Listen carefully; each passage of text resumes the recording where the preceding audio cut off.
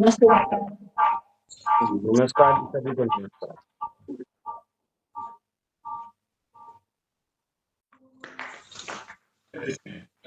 सभी को नमस्कार।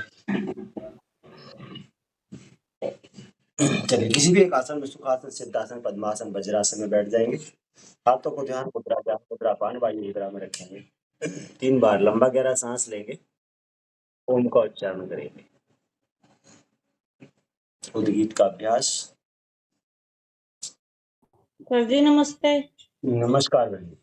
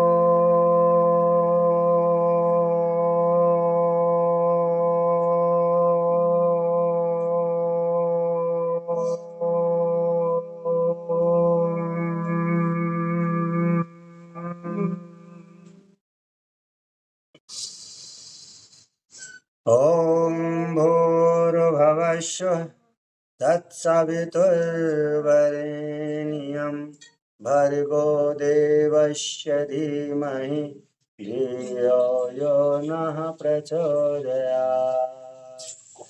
ॐ त्र्यम्बकं यजामहे सुगन्धिं पुष्टिवर्धनम् उर्वारुकमिव वन्देन मृत्योर्विमोक्ष्यमामृतात्।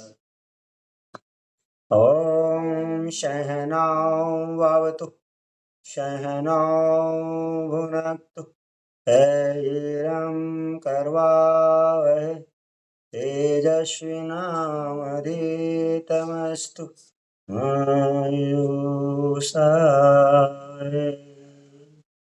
ॐ अस्तु मा सद्गमय तमसो मा ज्योतिर्गमय मृत्योर्मामृतं गमय। ॐ विश्वानिदेव शिवतुरतानि पराशुवः यद्भद्रं तन्नवाशुवे।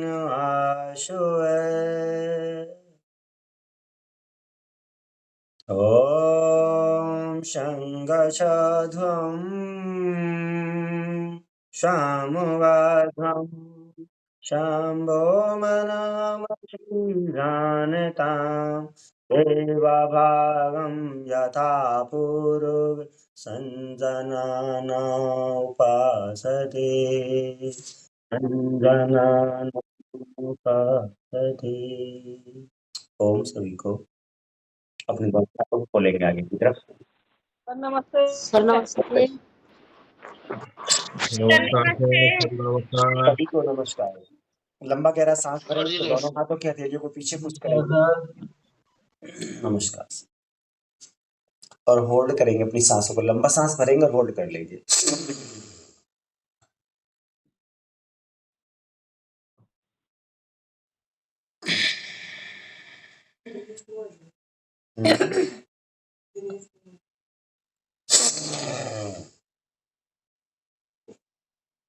एक बार नीचे एक बार ऊपर। हाथ कंधे के सामने रहने चाहिए। हाथों को पूरा ऐसे पुश करना। सांस भरें।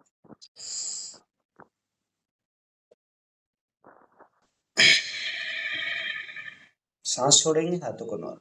हाथों को कंधे के ठीक सामने।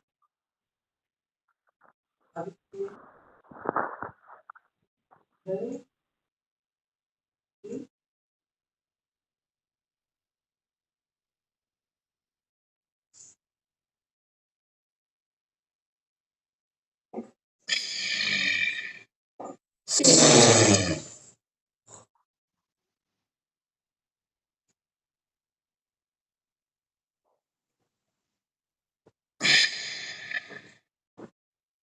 प्रकार साइड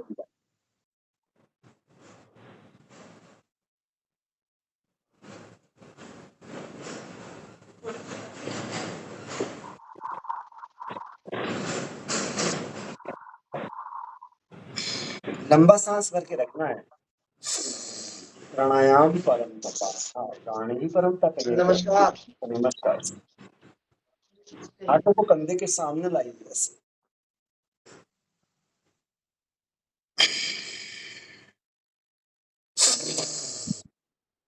सर नमस्ते।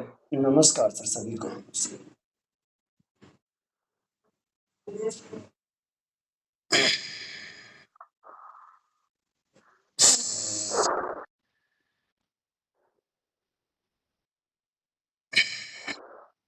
अपने दोनों हाथों को बिल्कुल फ्री छोड़ देंगे, गट्टे एकदम फ्री है, दोनों को गति के साथ करेंगे ऐसे, ऊपर भी और नीचे भी बराबर, डाउन अप डाउन करना। थोड़े थोड़े हाथ दुखते।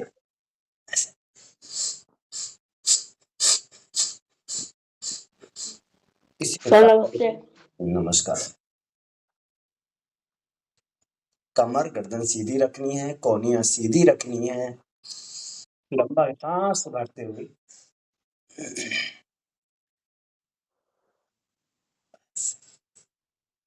गुड।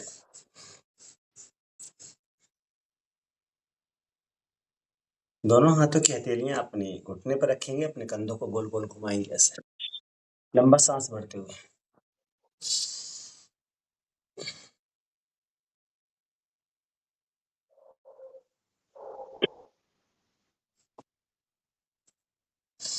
लंबा सांस भरिए और घुमा दीजिए।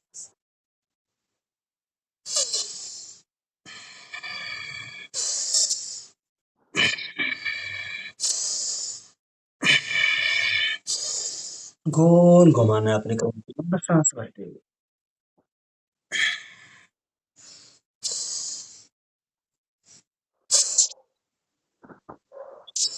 क्लॉकवाइज भी और फिर एंटी क्लॉकवाइज, अपने कंधों को गोल गोल घुमा दीजिए, कंधे उठा दिए ऊपर को।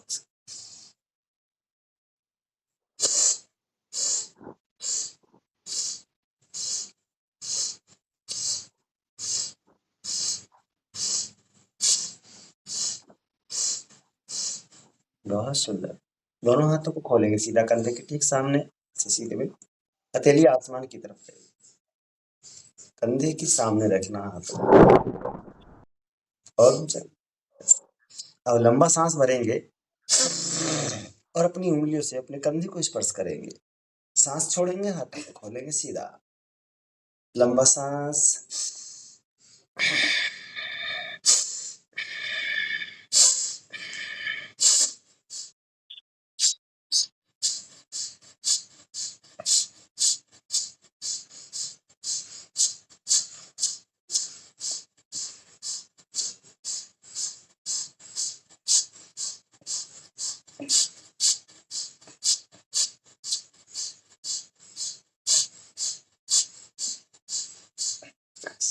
हर बार झटका देना है, बॉडी को वाइब्रेट करना है, नस नाड़ियों को मजबूत करना है।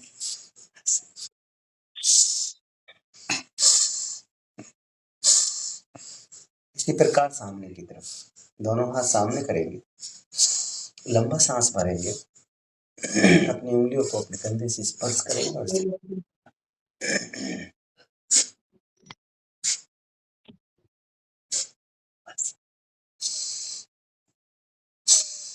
हर बार लंबा सांस। प्राणायाम परम तपाह, प्राणी ही परम तप है, ये ईश्वर है, ये सब कुछ।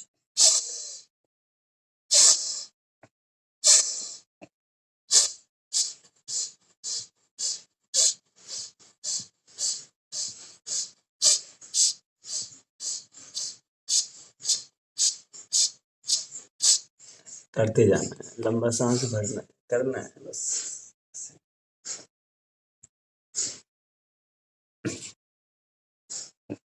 कमर गर्दन सीधी रखनी, लंबी सांसों के साथ करते जाना।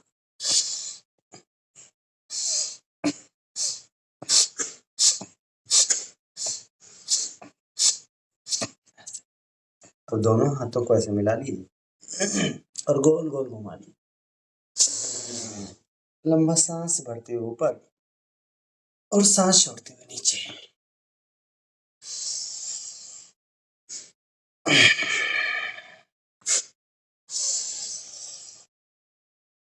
यथा योगा अनुशासना, ये योग दर्शन का पहला सूत्र है।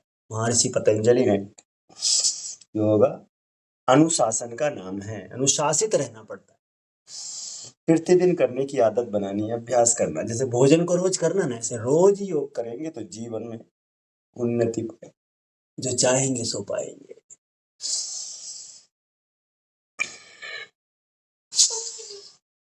क्लॉकवाइज भी घुमा लीजिए और एंटी क्लॉकवाइज भी। बुद्धि युक्ते उभयेषु कृता दुष्कृते स्मदौकायच मत्स्य युक्तं कर्मेषु कौशलम्। ये भगवान श्री कृष्ण ने भगवत गीता में कहा।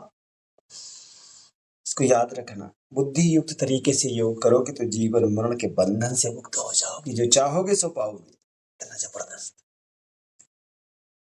बस की लो लगनी है, आंतरिक ऊर्जा को जगाना है, अंतर्मुखी हो जाना है, पूरा ब्रह्मांड खराब लगने लगेगा। इतनी सुंदर दुनिया है अंदर से। बहुत ही अच्छा। नमस्ते सर जी। नमस्ते बहन जी।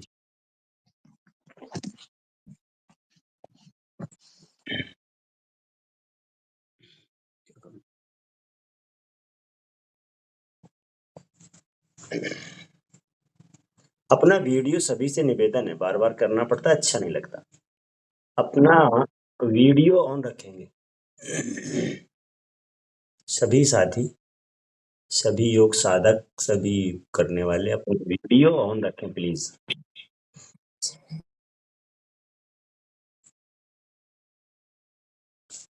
वीडियो ऑन करने से ऐसा लगता होगा कि शायद हमारा फायदा होने वाला है, जबकि फायदा आपका होगा। उसमें आपने अगर कोई गलत स्टेप कर रखा है, गलत करने का प्रयास कर रहे हैं, उसको सुधारा जा सकता है। अगर आप ठीक कर रहे हैं बहुत अच्छा। उससे लाभ तभी होता है जब हम लोग सही करते हैं। Action with perfection. एक्शन नहीं करेंगे ना अच्छे से तो उसका लाभ भी नहीं मिलता। चलिए, अपने दोनों हाथों को ऐसे इंटरलॉक करके फंसा लेते हैं, पीछे की तरफ ले जाएंगे सिर की। लंबा सांस भरेंगे। स्पॉन्डिलाइटिस के लिए इतना जबरदस्त है, एकदम ठीक हो जाता करते करते। कमर दर्द हो, सर दर्द हो, माइग्रेन हो,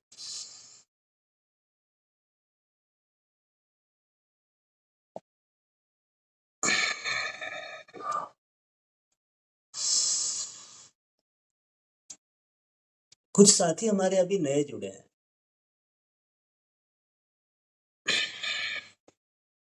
और बहुत सारे भाई बहनों के बहुत पीड़ा भी है, कष्ट भी है।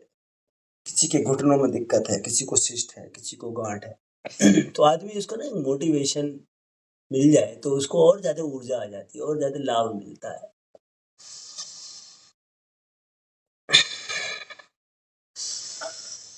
ऐसे दोनों हाथों से इसको बार बार करना है, करते जाए करते जाए।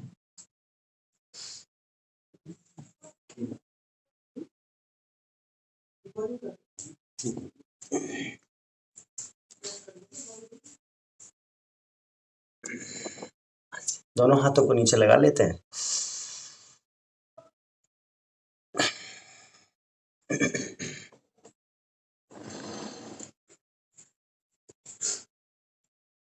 हमारे बीच में एक ऐसी विभूति जिन्होंने अपने अथक प्रयास से, इतने पुरुषार्थ से अपने आप को ठीक किया है। इतनी सामर्थ्य ईश्वर सबको दे, ऐसी सामर्थ्य सबको दे, इतनी शक्ति सबको दे। देखिए, बताने वाला ठीक है, कोई नहीं, आपको बता दिया, रास्ता दिखा दिया, लेकिन रास्ते पे चलने वाला भी चाहिए ना। उसमें रास्ते पे चलने वाला द्रोणाचार्य ठीक अच्छे थे, लेकिन अर्जुन को भी मेहनत करनी पड़ी, परिश्रम करना पड़ा।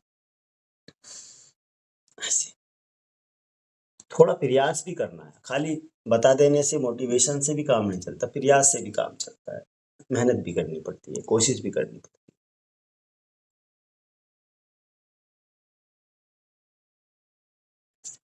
सांस को बाहर छोड़ के अपने कान को अपने कंधे से लगा देते हैं। ऐसी ऐसी बीमारियां जो असाध्य बीमारियां हैं, जिनको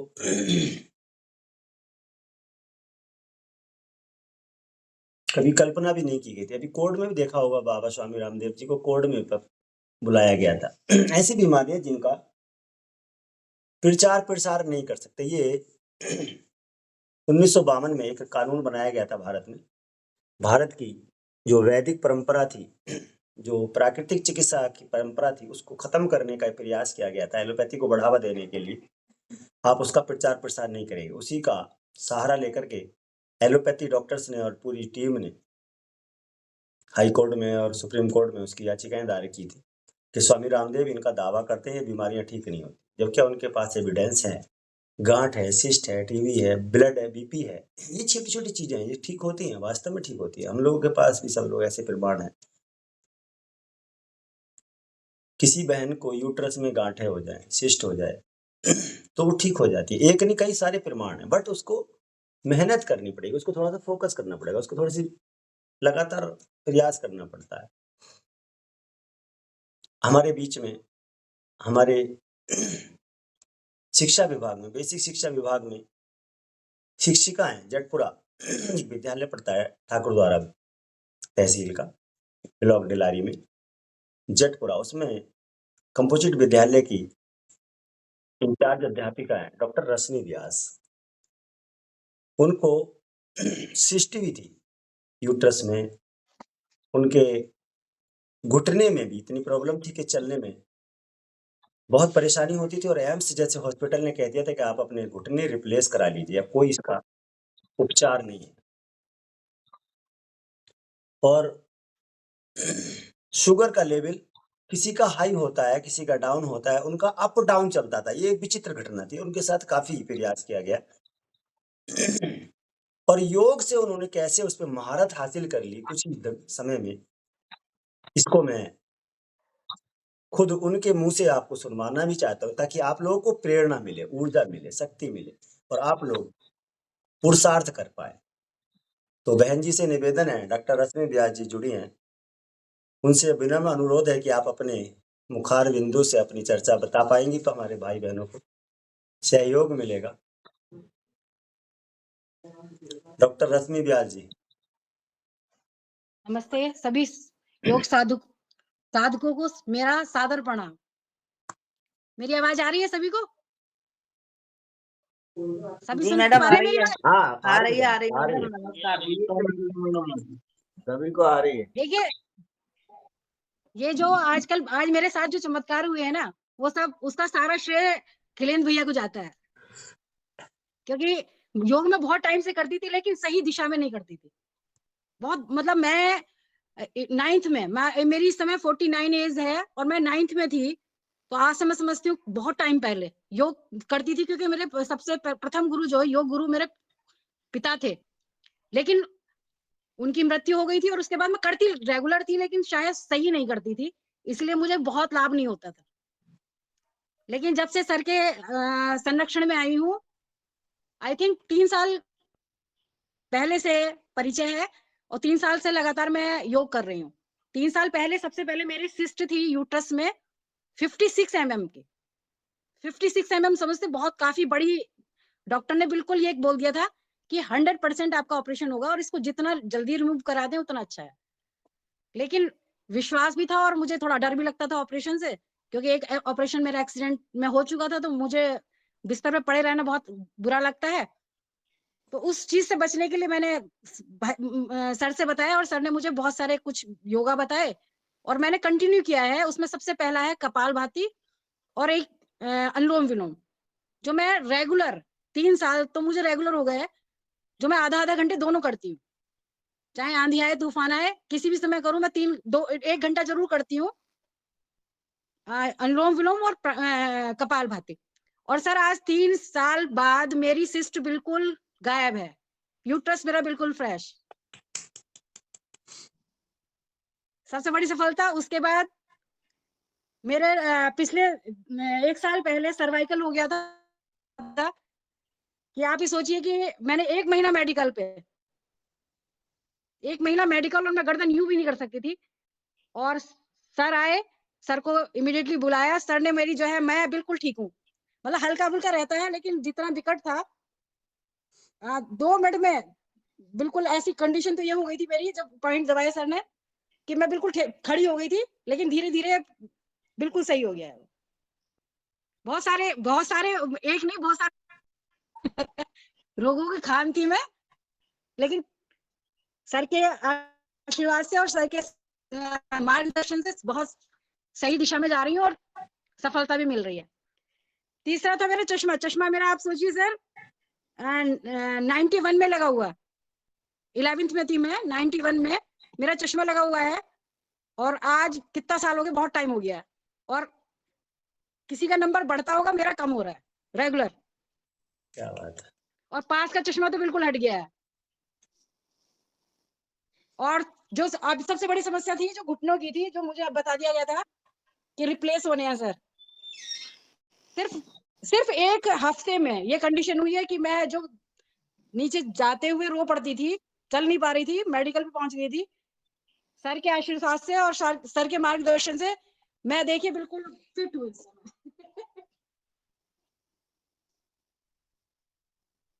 यही है। और सबसे शुगर की कंडीशन ये थी, 5वां रोग, मतलब रोग पूरा, क्योंकि मेरे साथ समस्या क्या, मेरी मम्मी जो है आयुर्वेद से है, वो भी फेल हुई है कई चीजों में, क्योंकि मेरी साथ समस्या थी, 3 समस्याएं होती है, वात, पित्त और कफ। किसी का वात प्रधान होता है, किसी का कफ प्रधान होता है, किसी का पित्त प्रधान होता है। मेरे अंदर चारों गुण हैं, चारों प्रधान है मेरे। अगर बात को सही करोगे, कफ पित्त प्रधान हो जाते हैं, मतलब ये दिक्कत है। और यही मेरे शुगर में है कि सब लोग फेल हो गए थे मेरे शुगर के चक्कर में, क्योंकि जब हाई दी जाती थी तो लो इतनी हो जाती थी, और लो फ्लैक्चुएट होती है, कहाँ 450 और कहाँ फिर 30 भी मेरी शुगर हुई है। तो कंडीशन बहुत खराब हो जाती थी मेरी। मुझे खुद नहीं लग रहा था कि मैं शायद, कई बार तो ऐसा लगता था कि मैं बचूंगी भी, शायद ऐसी किसी दिन मेरे साथ घटना हो जाएगी।